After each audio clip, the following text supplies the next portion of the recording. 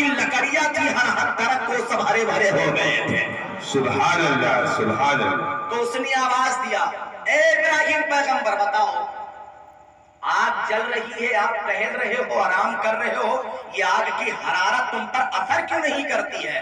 تب مسکرا کے ابراہیم پیغمبر نے کہا تھا سن وجہ یہ ہے جس کی زبان پر کلمہ طیبہ ہوگا خدا کا پاک نام ہوگا اس پر آگ کی حرارت کبھی اثر نہیں کر سکتی ہے. تو نمرود کی بیٹی نے کہا تھا اگر میں تمہارے پاس آنا چاہوں تو کیسے آؤں؟ ابراہیم علیہ السلام نے کہا تھا اگر میرے پاس تم آنا چاہتی ہے تو اپنے زبان سے پڑھ لے لا الہ الا اللہ ابراہیم خلیل اللہ اور اچھال لگا کے آگ میں آ جا. جیسے ابراہیم علیہ السلام نے اتنا کہا تو نمرود کی بیٹی نے فوراً اپنی زبان سے بے ساختہ کہا لا الہ الا اللہ ابراہیم خلیل اللہ اتنا پڑھ کر کے آگ میں اچھال لگا دیا. اور جب اس نے کلمہ کہا ہے تب پھر اپنے قدیر نے کہہ دیا اے نمرود کی بٹیا کو بھی مت جلانا اس لیے کسی زبان پر میرے نام کا ترانہ ہے. سبحان اللہ. نعرہ تکبیر نعرہ رسالت جشن عید میلاد النبی محفل رسول حضرت ابراہیم علیہ السلام. نعرہ تکبیر نعرہ رسالت. سبحان اللہ اب سبحان اللہ. نمرود نے جب یہ معاملہ دیکھا تو کہا ارے اب میں مان گیا کہ ہاں ابراہیم اور ان کے دین کی طاقت بہت ہے. کیا بات ہے؟ تو اس نے کہا اب میں جا رہا ہوں قربانی کرنے. 400 اونٹ اس نے ذبح کر دیے. کتنے؟ 400 اونٹ. کہا میں مان گیا ابراہیم کے دین کی طاقت اور ان کی طاقت بہت طاقت ہے ان میں اندر حقیقت میں اللہ کے پیغمبر ہیں. تو اس نے 400 اونٹ ذبح کر دیے. نیت یہ تھی کہ ہم قربانی کر رہے ہیں مگر اس کے دل کے اندر ایمان نہیں تھا. اور جب ایمان نہیں تھا تو 400 نہیں 400 کروڑ اونٹ اگر وہ کاٹ دیتا تو قربانی منظور نہیں ہو. اس لیے کہ اس کے سینے میں ایمان نہیں ہے. وہ لاکھوں اونٹ قربان کر دے مگر قربانی مانی نہیں جائے گی. تو سب سے بھاری ایمان ہے. اگر تیرے سینے میں ایمان ہے تو تیری نماز بھی مکمل ہے. اگر تیرے سینے میں ایمان ہے تو نماز قبول ہے. اگر تیرے سینے میں ایمان ہے تو تیرا روزہ قبول ہے. اگر تیرے سینے میں ایمان ہے تو روزہ قبول ہے. حج قبول ہے. زکات قبول ہے. تم جتنی بھی نیکی کرو گے سرکار فرماتے ہیں ایمان ہے تو نیکی اللہ کی بارگاہ میں قبول ہے. اور اگر ایمان نہیں ہے تو خانہ کعبہ کے پاس چلا جا اور خانہ کعبہ کے پاس حاضر ہو کر کے دل ہے تو سجدے میں پڑے رہے. اپنی زندگی کو سجدہ کرنے میں گزار دے. بغیر ایمان کے خدا کی بارگاہ میں تیرا سجدہ قبول ہی نہیں. بہت سبحان اللہ. ایمان سب سے بڑی دولت ہے یار. بہت میدان کربلا کا تھوڑا سا منظر ملاحظہ کرو. ایمان بڑی دولت ہے. یزید نے کیا کہا تھا؟ یزید کو پیار تھا دولت سے. صحیح. اس کو دولت چاہیے تھا نا. شاعر کہتا ہے شعر میں بتا دو اس کو یزید بولا کہ دولت نہیں تو کچھ بھی نہیں. ایک منٹ آگے والے شعر میں وہ چل کے کہنا سبحان اللہ لکھا ہو اس کو. یزید بولا کہ دولت نہیں تو کچھ بھی نہیں. یزید بولا کہ دولت نہیں تو کچھ بھی نہیں. یزید بولا کہ دولت نہیں تو کچھ بھی نہیں. اور حسین بولے کہ عزت نہیں تو کچھ بھی نہیں. حسین بولے کہ عزت نہیں تو کچھ بھی نہیں. وہ سمجھتے تھے دولت بڑی چیز ہے مگر حسین کہے تھے دولت بڑی چیز نہیں ہے عزت سب سے بڑی چیز ہے. بے شک بے شک. ہر وقت اللہ کی بارگاہ میں دعا مانگا کرو اے اللہ جب تک میں دنیا میں رہوں تب تک ایمان کی حالت میں رہوں. اے میرے مولا جب ہم دنیا سے جائیں تو ایمان کی حالت میں جائیں. اے میرے مولا جب قیامت کے دن ہم اٹھائے جائیں تو ایمان کی حالت میں اٹھائے جائیں. نمازیں پڑھا کرو یار اور پھر دعا بھی مانگا کرو. دکھا دے یا الہی وہ مدینہ کیسی بستی ہے. دکھا دے یا الہی وہ مدینہ کیسی بستی ہے. اور جہاں پر رات دن مولا تیری رحمت برستی ہے. سبحان اللہ سبحان اللہ. بہت خوب. دعائیں مانگا کرو جہاں پر رات دن مولا تیری رحمت برستی ہے. اللہ اکبر. جب نماز پڑھو گے تو تمہارا ذہن تازہ رہے گا.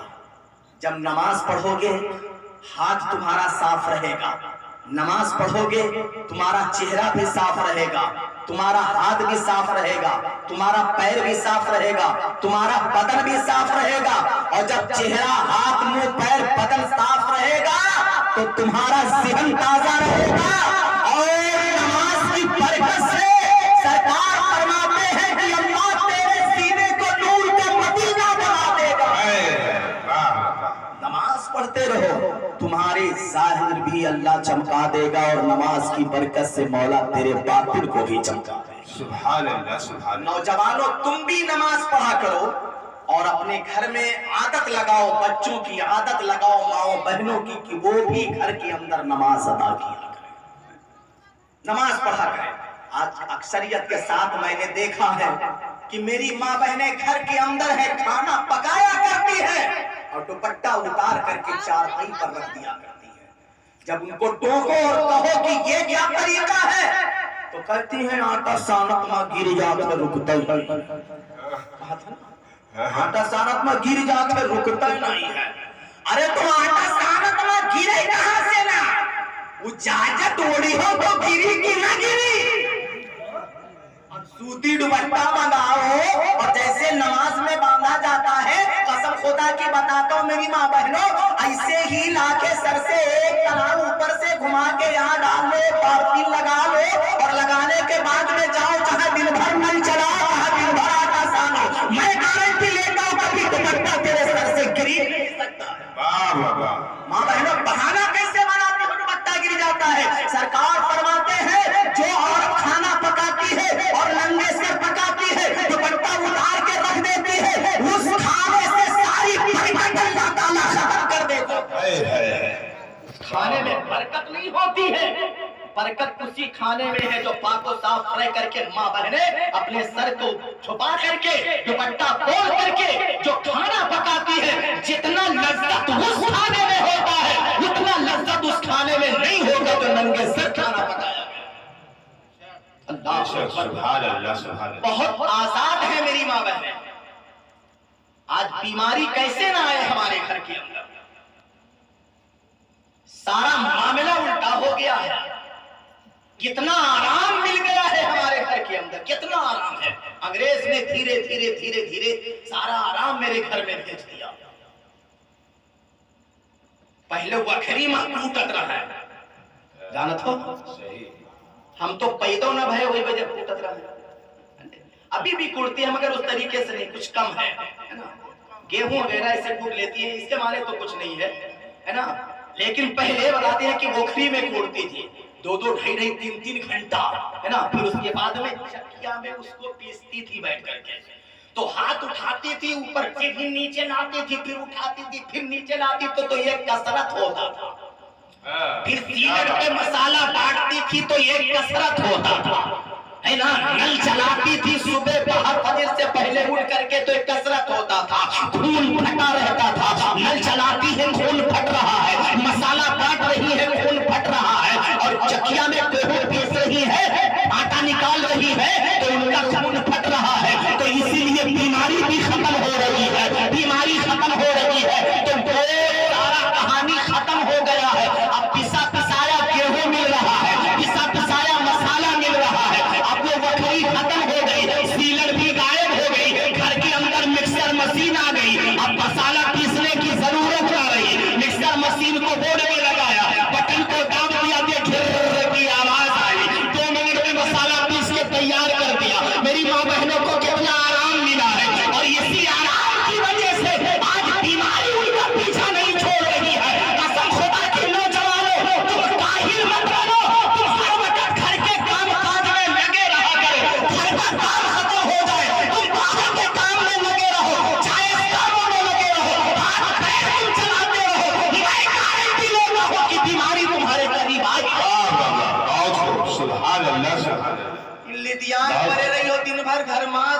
गाड़ी ना आई और का आई। सही हम देखा है 1 किलोमीटर पर झाड़ा फिरे पैदल ही नहीं जाता है, मोटरसाइकिल से जाता है। हवाई जहाज, हम तो कहते हैं हवाई जहाज अगर हो तो वह से मारे शौक के उड़ के जाती पैखाना करे। हाँ, और जब गाड़ी पर बैठी हो तो शुद्ध ना बैठी है, ये दोनों गोड़वा उठा के आगे बम्फरवा पर रखे जाता है, ताकि अचानक में अगर बिलैया निकल पड़ी तो इनका बिरिख लगावे तो रोजी ना होता है। सही बात। अरे बिरिख पर पैर रखे उसके बाद में चलो, अचानक में आ जाए मार दो बिरिख, है ना, वो बम्फर पर रखे हैं। और वो अपाहिज गाड़ी में देखा है कि पीछे उगे रहते हैं, पीछे में बगुला तला पाव रखे हैं, बिरिख हमते हैं, पैर हमते हैं। बिलैया आएंगे जो ये पैर उतारे उतारे पावदान से दोनों लड़ गए, गिरे कुकु कोला तला मोबाइल पड़े, है ना। ये कमी हमारे अंदर है यार। अल्लाह ने तुम्हें नियामत दी है, दौलत से नवाजा है, गाड़ी लेना नाजायज नहीं है, जायज है। वो सवारी है किसी की, जायज है, जाओ सफर करो, जायज है, मगर अपने दीन के मुताबिक इस्लाम जिस तरीके से बता रहा है उस तरीके से इस्लाम पर कदम को आगे बढ़ाते हुए सवारी पर जब सवार होने लगे, सुभान अल्लाह, बिस्मिल्लाहिर्रहमानिर्रहीम पढ़ लो और फिर सवारी पर सवार हो जाओ। मेरे सरकार फरमाते हैं सवारी पर कदम रखने से पहले अगर बिस्मिल्लाह पढ़ लो तो जहां तक तुम गाड़ी लेके जाओगे फरिश्ते तुम्हारे नाम-ए-अमाल में नेकियां लिखते जाएंगे। और जब कोई सवारी पर कदम रखने से पहले बिस्मिल्लाह पढ़ लेता है तो अल्लाह ताला फरिश्तों को लगा देता है, ये मेरे नूरी फरिश्तों, इसने मेरा नाम लेकर के सवारी पे कदम रखा है, तुम जाओ और इसकी हिफाजत करो, साथ साथ चलते रहो, रहमत की चादर लेके जाओ और इसके ऊपर बांध लो, क्योंकि मेरा नाम लेकर के सवारी पर सवार हुआ है, रहमत की चादर बांध लो और हिफाजत में लगे रहो, जब तक ये घर वापिस ना आ जाए तो इसकी हिफाजत करो। बोलो कलमा किसका पढ़ा है? नबी का। उम्मती हम किसके हैं? बात किसकी हम मानेंगे? तरीका किसका अपनाएंगे? बाल कौन में रखाएंगे? फंस गया मामला यार। कलमा नबी का, हम मुसलमान बंदे हम खुदा के, कलमा पढ़ते हम नबी का, है ना। जब कोई पूछता है उम्मती किसके हो तो कहते हैं नबी के, और तरीका हमारा। अगर पहनावा हमारा देखा जाए तो कलमा जरूर हम नबी का पढ़ते हैं, मगर हमारा पहनावा है तो अंग्रेजों जैसा, खाना है तो अंग्रेजों जैसा, पीना है तो अंग्रेजों जैसा, सोना है तो अंग्रेजों जैसा, बाल बटाना है तो अंग्रेजों जैसा, ओढ़ना है तो अंग्रेजों जैसा, लेटना है तो अंग्रेजों जैसा, बैठना है तो अंग्रेजों जैसा, चलना है तो अंग्रेजों जैसा। अरे नौजवानों, अपनी जिंदगी तुम गुजारो तो अंग्रेजों के तरीके पर नहीं, बल्कि जिस नबी का कलमा पढ़ रहे हो उस नबी के नाम पर दीन इस्लाम के मुताबिक जिंदगी गुजारो, तुम फलाह हो जाओगे, तुम कामयाब हो जाओगे। और जब इस्लाम के मुताबिक जिंदगी गुजारोगे तो कुछ तुम बचोगे, कुछ अल्लाह के नूरी फरिश्ते तुम्हारी हिफाजत करेंगे। सुभान अल्लाह, बहुत खूब। हम कब सीखेंगे ऐसी चीजों को? मेरे नबी बहुत अच्छे हैं, मेरे नबी बड़े प्यारे हैं। ओ मेरी माँ बहनों, मेरे नबी बहुत अच्छे हैं और नबी की प्यारी बेटी सैयदा फातिमा खातूने जन्नत का क्या बात, बड़ी अच्छी है। नबी की 4 बेटियां थी, सुभान अल्लाह। कितनी बेटियां? 4 थी, और चारों में से एक बेटी जिसका नाम सैयदा फातिमा खातूने जन्नत है। मेरे आका बहुत प्यार करते थे, बहुत प्यार करते थे। अल्लाह ने इतना मकाम सैयदा फातिमा को अता किया, इतना मकाम दिया, इतना रुतबा बुलंद वाला कर दिया है। एक मर्तबा कुरैश की कुछ औरतें नबी की बारगाह में आई, लोगों ने जबकि कलमा नहीं पढ़ा था, सरकार की बारगाह में आई और कहने लगी कि हम में से एक की बच्ची की शादी है, तो हम इसलिए हाजिर आए हैं कि इजाजत दो तो आपकी बेटी को हम अपने घर ले जाएं, ताकि आपकी बेटी की वजह से मेरी महफिल का हुस्न बुलंद हो जाए, सुभान अल्लाह, शान बढ़ जाए। तो मेरे सरकार सल्लल्लाहु अलैहि वसल्लम ने इजाजत दे दिया, कहा अच्छा चलो ठीक है, जाओ मैं इजाजत देता हूं, ले जाओ। تو سرکار نے ان کو کہا ٹھیک ہے، اور پھر ادھر سیدہ فاطمہ خاتون جنت کے پاس آئے تو کہا میری بیٹی، قریش کی کچھ عورتیں آئی تھی، آپ کو دعوت دے کر کے گئی ہیں، لہٰذا آپ کو وہاں جانا ہے، میں نے دعوت قبول کر لیا ہے۔ جیسے اتنا کہنا تھا، سیدہ فاطمہ خاتون جنت کے آنکھوں میں آنسو آ گئے۔ اللہ اکبر۔ اور جب خاتون جنت کی آنکھوں میں آنسو آئے تو میرے سرکار نے کہا، اے میری بیٹی فاطمہ، تم رو کیوں رہی ہو؟ تمہارے آنکھوں میں آنسو کیسے آئے؟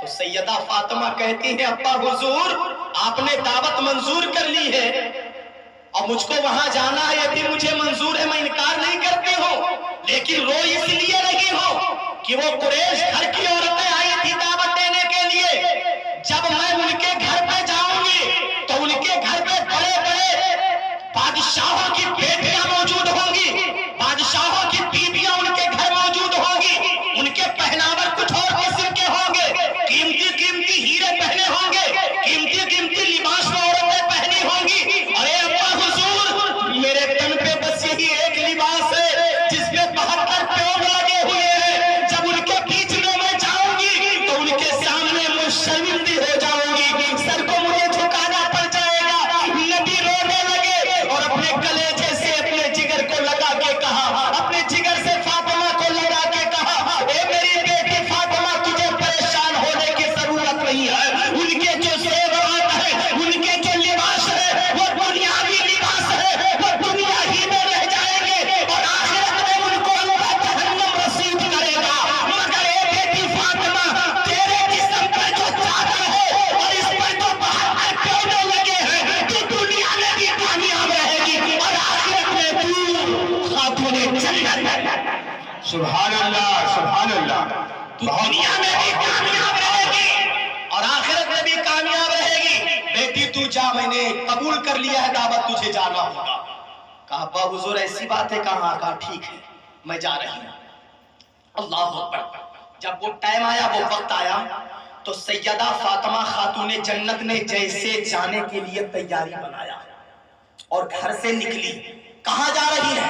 ان قریشی عورتوں نے جو دعوت دیا تھا ان میں سے کسی ایک کی لڑکی کی شادی تھی، جیسے ان کے دروازے پر پہنچنے میں کچھ قدم باقی رہ گئے تھے، اللہ رب العالمین نے جنت کے حوروں کو بھیج دیا۔ اے جنتی حوروں، میرے محبوب کی شہزادی قریشی عورتوں کے گھر، قریشیوں کے گھر جا رہی ہے، ان کو دعوت ملی ہے، مگر وہ مایوس ہے کہ میرا کپڑا پھٹا پرانا ہے، میں کیسے جاؤں؟ اے حوروں، تم جنت سے زیورات لے لو۔ واہ واہ واہ، سبحان اللہ، سبحان اللہ، سبحان اللہ۔ جنت سے زیور لے لو، جنت سے کپڑے لے لو، بہترین لباس لے لو، اور لینے کے بعد میں اے حوران جنت، تم چلی جاؤ اور سیدہ فاطمہ کو اپنے ہاتھوں سے زیور پہنا دو اور اپنے ہاتھوں سے کپڑا پہنا دو۔ سبحان اللہ، سبحان جاؤ اللہ۔ جلدی کرو۔ واہ واہ واہ۔ تب وہ جنتی حوریں آئی، دروازہ ان قریشیوں کا بھی آیا بھی نہیں تھا، اور بیچ ہی میں ان حوروں نے اپنے ہاتھوں سے فاطمہ کو سجا دیا، سبحان اللہ۔ جنتی لباس پہنا دیا، جنتی زیور سے آراستہ و پیراستہ کر دیا۔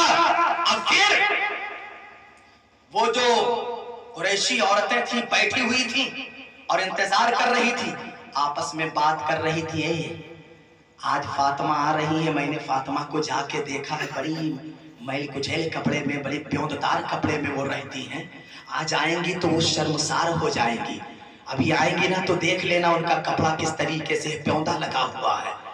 یہ لوگ آپس میں مشورہ بنا رہی تھی کہ کس طریقے سے فاطمہ شرمندی ہو جائے، اور ان کے مشورے کو اللہ سن رہا تھا، اسی لیے حوروں کو بھیج کر کے فاطمہ کو سجا دیا تھا کہ میرے محبوب کی بیٹی کا سر شرم سے جھک نہ جائے قریشی عورتوں کے سامنے، اسی لیے عورتوں نے آ کر، حوروں نے آ کر کے سجا دیا تھا۔ اللہ اکبر۔ اور جیسے سجا کر کے وہ حوریں واپس ہوئی، سیدہ فاطمہ خاتون جنت دروازے کے اندر قدم رکھتی ہے۔ انہوں نے مشورہ بنایا تھا کہ کوئی کھڑی مت ہونا، فاطمہ آئیں گی تو خود ہماری پہناور کو دیکھیں گی تو سر جھک جائے گا. تم سب کے سب بیٹھے رہنا. اللہ اکبر. مگر جیسے فاطمہ زہرا محفل میں تشریف لے جاتی ہے اور ہم قریشی عورتوں کی نظر فاطمہ زہرا پر پڑتی ہے تو سب کی جو سردارہ تھی اس کی نظر جب فاطمہ پر پڑی تو سب سے پہلے وہ لڑکے کھڑی ہو گئی. واہ واہ واہ.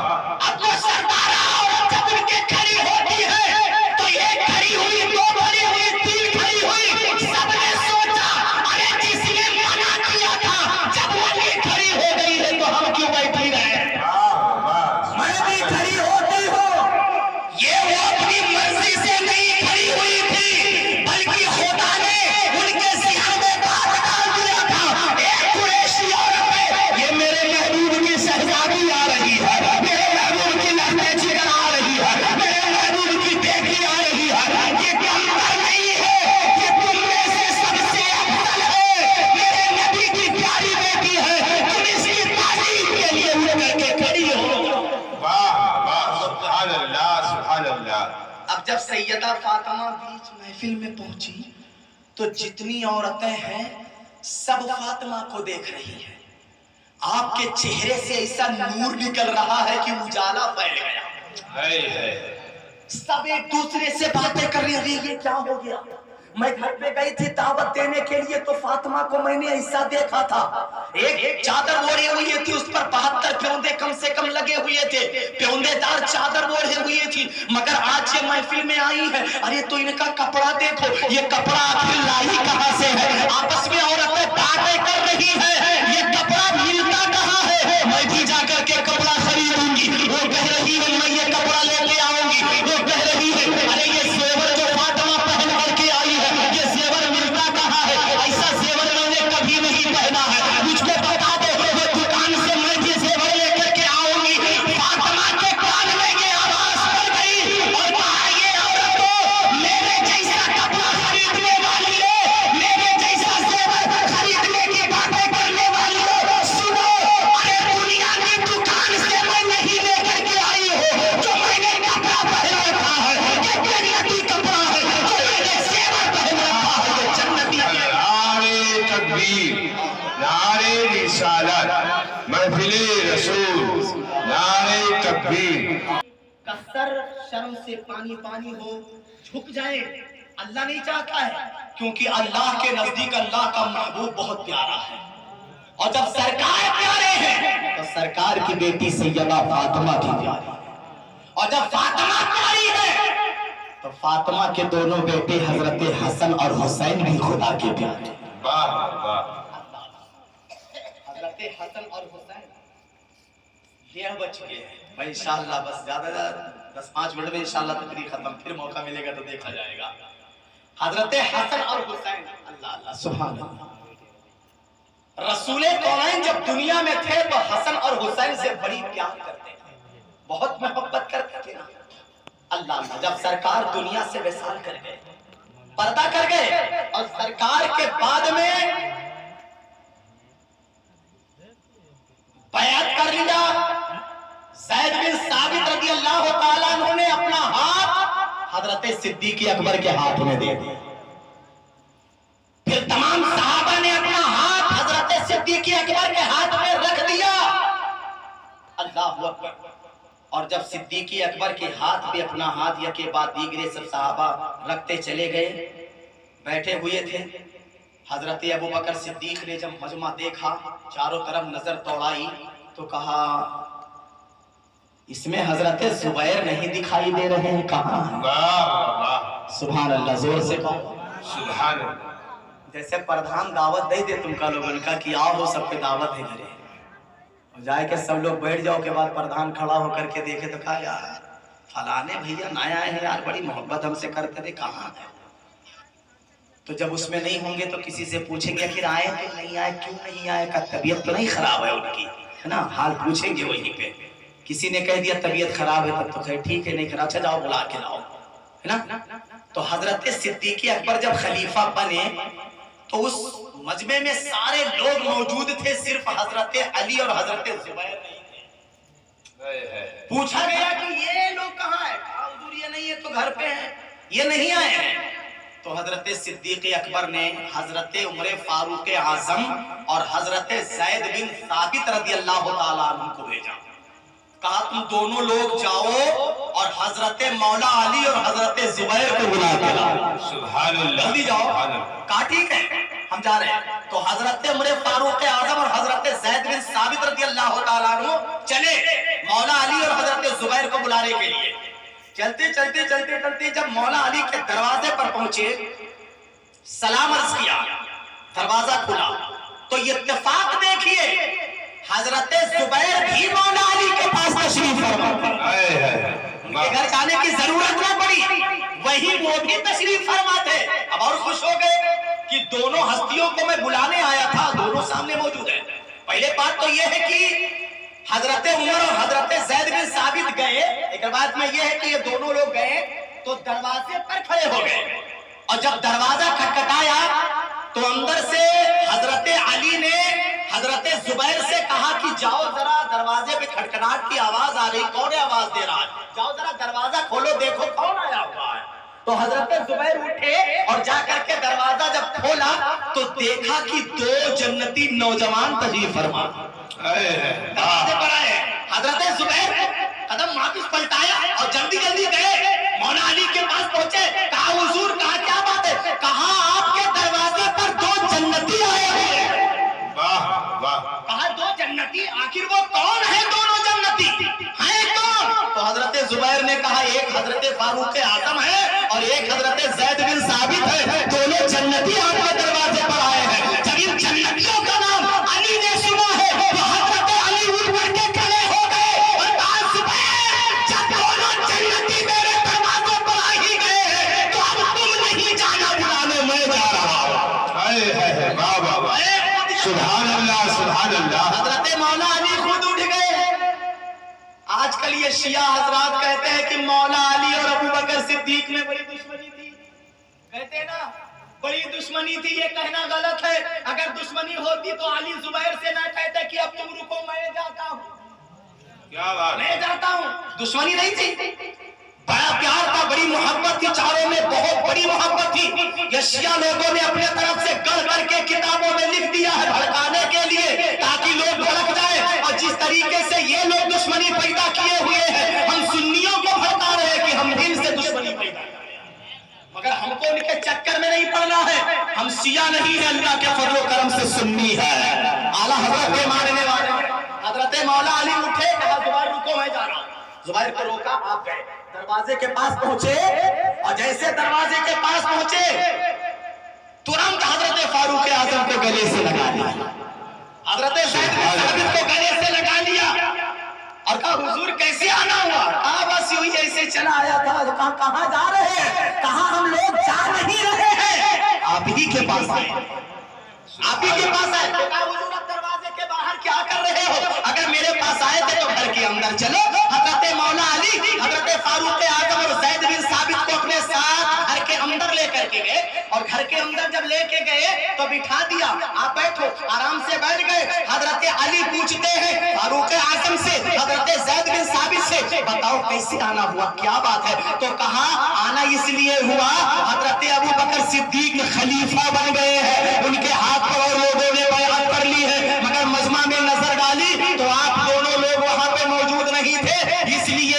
حضرت ابو بکر صدیق نے فاروق اعظم کو، زید بن ثابت کو، دونوں لوگوں کو بھیجا ہے کہ آپ کو بلا کے لاؤ۔ تو ہم آپ کو حضرت زبیر کو بلانے کے لیے آئے ہیں، واہ واہ، بلانے کے لیے آئے ہیں۔ مولا علی نے جب صدیق اکبر کا نام سنا کہ صدیق اکبر نے بلایا ہے تو کہا فاروق اعظم اب یہاں پہ ایک لمحہ بھی نہیں رک سکتا ہو، کیونکہ میرے نبی کا پہلا خلیفہ ہے، جب اس نے مجھے آواز دیا ہے تو میں کون ہوگا رکنے کے لیے؟ ابھی قدم رکے گا نہیں، ابو بکر کی طرف بڑھتا جائے۔ واہ واہ، سبحان اللہ۔ حضرت مولا اٹھے اور حضرت زبیر کو بھی ساتھ میں لیا، کہا چلو، اللہ اکبر، چل رہے، چلتے چلتے چلتے چلتے حضرت ابو بکر صدیق کے پاس پہنچے سے ابو بکر صدیق نے سلام کیا، علی نے جواب دیا، حضرت زبیر نے جواب دیا، اور پھر جب قریب ہو گئے، قریب ہونے کے بعد میں حضرت ابو بکر صدیق کہتے ہیں اے علی اے زبیر ایک بات یہ بتاؤ، میرا دل یہ نہیں کہتا تھا کہ سرکار کے وصال کر جانے کے بعد میں خلیفہ بن جاؤں، میں اپنی مرضی سے خلیفہ نہیں بنا ہوں، لوگوں نے مجھے خلیفہ بنا دیا ہے، تو سرکار کا بوجھ میں نے اپنے سر پہ رکھ لیا ہے، جو کام سرکار کا تھا وہی کام اب ہم بھی کریں گے، جو فیصلہ سرکار کرتے تھے وہی فیصلہ ہم بھی کریں گے، یہ سارا مجمع ہے، سب لوگوں نے میرے ہاتھ پہ ہاتھ رکھ کر کے بیعت کر لیا ہے، مگر اس مجمع میں زبیر نہیں آئے نظر، اس مجمع میں علی جب آپ نظر نہیں آئے تو میں نے یہ سمجھا کہ میرے خلیفہ بننے سے کہیں علی اور زبیر ناراض تو نہیں ہو گئے، کیا تو بات حضور اس لیے میں نے آپ کو بلایا ہے، کیا آپ کو کوئی تکلیف تو نہیں ہے؟ تو حضرت مولا کائنات مسکرانے لگے، کہا یہ ابو بکر صدیق آپ کو خلیفہ جب بنے لوگوں نے بنایا تو میں ناراض نہیں ہوں، میں ناراض نہیں ہوں، اس لیے کہ لوگوں نے آپ کو آگے بڑھا دیا ہے، ارے میں کون ہوتا ہوں جب لوگوں نے آپ کے ہاتھ میں بیعت کر لیا تو میں کیوں ناراض ہو جاؤں، ارے سرکار نے جب اپنے حیات ظاہری میں تم کو آگے مسلح امامت پر بڑھا دیا ہے، اور سرکار سے جانے کے بعد میں جب اول خلیفہ بن گئے تو مجھ کو تکلیف کا ہے،